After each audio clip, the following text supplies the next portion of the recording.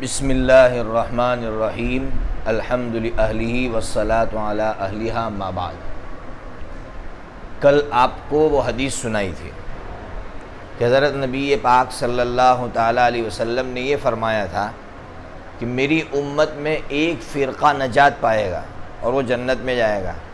اور کون سا فرقہ تھا بتایا تھا حضور نے کہ جو میرے طریق پر یعنی جو میری سنتوں پر چلے گا اور جو میرے صحابہ کی سنت پر یعنی ان کے طریقوں پر چلے گا۔ یہ بات تو کل آ گئی تھی، اور کل یہ بھی بتایا تھا کہ ہم اپنے آپ کو اہل سنت والجماعت کہتے ہیں، اور اہل سنت والجماعت ہی وہ ہے جو حضور کی سنتوں پر چلتے ہیں اور صحابہ کرام کے طریق پر چلتے ہیں۔ آج سب سے بڑا جو سبق ہے ہمارے لیے وہ یہ ہے کہ بہت سے ہمارے اہل حدیث بھائی جو اپنے آپ کو اہل حدیث کہتے ہیں، ان میں اور ہم میں اختلاف کہے گا ہے۔ سمجھ میں آ رہی نا بات؟ کیونکہ نوجوان سوال کرتے ہیں نا کہ اہل حدیث بھائی غلطی کیا کرتے ہیں، کوئی غلط کام تو کرتے نہیں ہیں، اور آپ کہتے ہیں کہ یہ گمراہ لوگ ہیں، تو ان کی گمراہی کیا ہے اس کو سمجھنا ہے۔ اس کو سمجھنے سے پہلے یہ سمجھیے کہ حضرت نبی پاک صلی اللہ تعالیٰ علیہ وسلم جتنے کام کرتے اس کی تین قسمیں ہیں۔ کتنی ہے؟ تین۔ نمبر ایک، حضور نے جو کام کیا یا تو حضور کے ساتھ خاص ہوگا، جیسے اس کی دو مثالیں دی جاتی ہے۔ ایک مثال تو حضور نے نکاح فرمایا 4 سے زائد، تو یہ حضور کے ساتھ خاص ہے۔ بعضوں نے صوم وصال کو یعنی اس طرح روزہ رکھنا کہ مغرب کے بعد بھی نہ کھانا، یہ حضور کی خصوصیت میں سے ہے۔ تو ایک عمل وہ ہے جو حضور نے اپنے لیے کیا، دوسرا عمل وہ ہے جو حضور نے کسی ضرورت کی وجہ سے کیا ہو، عبادت کے طور پر نہیں کیا بلکہ کسی جیسے مثال کے طور پر کھڑے ہو کر پیشاب فرمایا حضور نے، تو یہ کوئی عبادت نہیں تھی، کھڑے ہو کر ضرورت تھی کوئی، تو ضرورت کی وجہ سے حضور نے کھڑے ہو کر پیشاب فرمایا، تو یہ دوسرا عمل ہوا۔ تیسرا عمل، حضور نے وہ عمل عبادت کے طور پر پوری امت کے لیے کیا ہو، تو آپ کو سمجھ میں آ گیا کہ حضور سے جو اعمال صادر ہوئے وہ 3 طرح کے ہیں۔ اب سمجھیے، ہم اہل سنت والجماعت حضور کے اس تیسرے عمل کو لیتے ہیں، یعنی حضور نے جو عمل پوری امت کے لیے کیا ہو، حضور نے جو عمل اپنے لیے کیا ہم اس کو نہیں لیتے، حضور نے جو عمل ضرورت کی وجہ سے کیا ہم اس کو بھی نہیں لیتے، ہم اس کو کہتے ہیں یہ سنت نہیں ہے، اس لیے کھڑے ہو کر پیشاب کرنا سنت نہیں ہے، کیونکہ ہم کہتے ہیں کہ حضور نے یہ ضرورت کی وجہ سے کیا ہے۔ ہمارا اور اہل حدیث بھائیوں کا اختلاف اس میں ہے۔ اب سمجھیے، غلطی وہ یہ کرتے ہیں کہ وہ حضور کے ہر عمل کو لے لیتے ہیں، تو اب آپ کو غلطی سمجھ میں آ گئی ہوگی ان کی، کہ ان کی غلطی یہ ہے کہ وہ حضور کے ہر عمل کو لیتے ہیں۔ اس لیے بعض اہل حدیث کے یہاں یہ مسئلہ ہے کہ 4 سے زائد نکاح بھی جائز ہے۔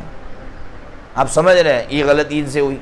بعض اہل حدیث بھائی لوگ جو چیز حضور نے ضرورت کے طور پر کی تھی اس کو سنت سمجھتے ہیں، جیسے مثال کے طور پر آمین زور سے کہتے ہو، تو آمین ہم لوگ تو آہستہ سے کہتے ہیں، تو وہ زور سے کہتے ہیں۔ کیوں زور سے کہتے ہیں؟ وہ کہتے ہیں حضور نے زور سے کہی ہے۔ ہم ان سے یہ کہتے ہیں کہ حضور نے جو زور سے کہی تھی وہ ضرورت کی وجہ سے کہی تھی۔ کیا ضرورت تھی؟ لوگوں کو تعلیم دینا تھا کہ بھئی آمین پڑھنا چاہیے، تو حضور نے تعلیم کے لیے زور سے کہا تھا۔ تو بہرحال جو چیز حضور نے ضرورت کے طور پر کی اس کو بھی وہ سنت سمجھ بیٹھتے ہیں، تو ان کی سب سے بڑی غلطی آپ کو سمجھ میں آ گئی۔ اور ہمارا اور ان کا اختلاف اس میں ہے، اسی میں ہے، ہم کہتے ہیں حضور نے جو عمل ضرورت کی وجہ سے کیا وہ سنت ہو سکتا نہیں ہے، اس لیے ہم اس کو نہیں لیں گے، وہ اس کو بھی لے لیتے ہیں۔ یہ ان کی سب سے بڑی غلطی ہے۔ تو ایک غلطی سمجھ میں آ گئی۔ دوسری غلطی کہ ہم نے کہا تھا ہم اہل سنت والجماعت یعنی صحابہ کرام نے مل کر جو فیصلہ کیا ہم اس کو لیتے ہیں، اہل حدیث بھائی نہیں لیتے۔ ان کی سب سے بڑی غلطی ہے۔ آپ کہیں کہ کیسے بات کر رہے ہیں، آپ مثال دیجئے۔ 2 مثالیں دیتا ہوں۔ ایک مثال تو تراویح کی کل دی تھی کہ حضرت سیدنا عمر فاروق رضی اللہ عنہ نے کہا کہ بھائی میں اس طرح لوگوں کو جمع کرنا چاہتا ہوں، تمام صحابہ نے اتفاق کیا، کسی نے اعتراض کیا نہیں تھا، تو ہم صحابہ کرام کے اس فیصلے کو لیتے ہیں۔ ایک مثال سمجھ میں آ گئی۔ دوسری مثال سمجھیے، جمعہ ہے نا، جمعہ تو حضور پاک صلی اللہ تعالیٰ علیہ وسلم کے زمانے میں جمعہ میں اذان صرف ایک ہی ہوتی تھی۔ کتنی ہوتی تھی؟ ایک۔ کہاں ہوتی تھی؟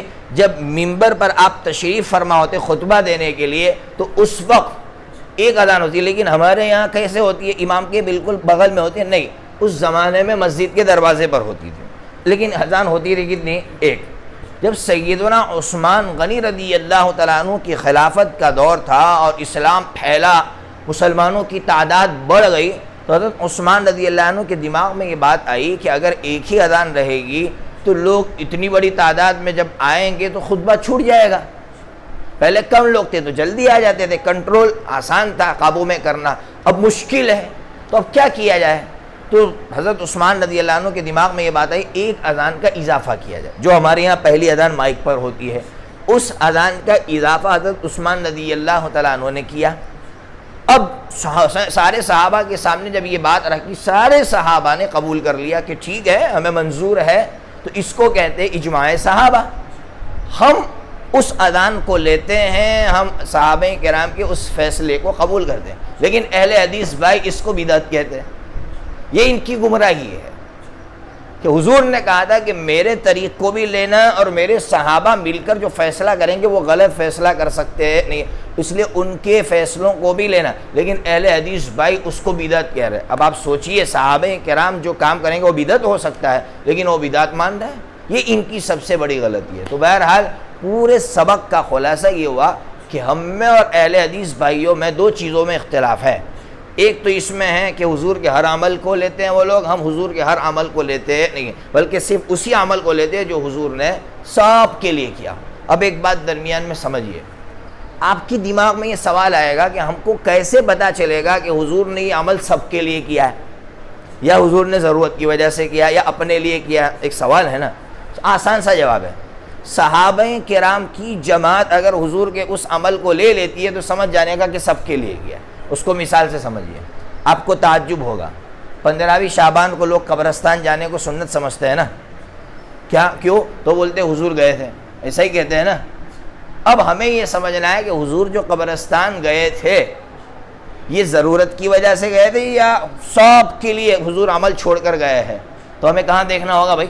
صحابہ کرام کی تاریخ میں ایک بھی واقعہ نہیں ملتا کہ کوئی صحابی 15ویں شعبان کو قبرستان گیا ہو. اس سے صاف سمجھ میں آ گیا کہ 15ویں شعبان کو قبرستان جانا سنت نہیں ہے. یہ بہت بڑی غلطی ہے. تو بہرحال آپ کو سمجھا دیا کہ کیسے پتہ چلے گا کہ حضور کا یہ عمل سب کے لیے ہے یا صرف حضور نے ضرورت کی وجہ سے کیا تھا. تو کیسے فیصلہ کریں گے؟ صحابہ کرام کی جماعت نے کیا یا نہیں کیا. اگر کیا ہے تو سمجھ جانے کا کہ سب کے لیے کیا تھا یہ ضرورت کی وجہ سے، اور اگر صحابہ کرام کی جماعت نہیں کر رہی ہے تو سمجھ جانے کا کہ یہ حضور نے عمل کسی ضرورت کی وجہ سے کسی مصلحت کی وجہ سے کیا ہو. تو بتا دیا ایک غلطی یہ ہوتی ہے ان سے، اور دوسری غلطی بھی بتا دی کہ وہ صحابہ کرام نے مل کر جو فیصلہ کیا اس کو لیتے نہیں ہے. تو خلاصہ آپ کو پوری بات سمجھا دی. بس اب یہی سمجھنا ہے اور ہمارے اہل حدیث بھائیوں کو سمجھانا ہے. وہ ہمارے دشمن نہیں ہیں، وہ ہمارے دوست ہیں. ان کو سمجھانا چاہیے، اگر سمجھتے ہیں تو، نہیں سمجھتے تو ان کو ان کے حال پر چھوڑ دینا چاہیے. وعلیکم السلام ورحمۃ اللہ وبرکاتہ.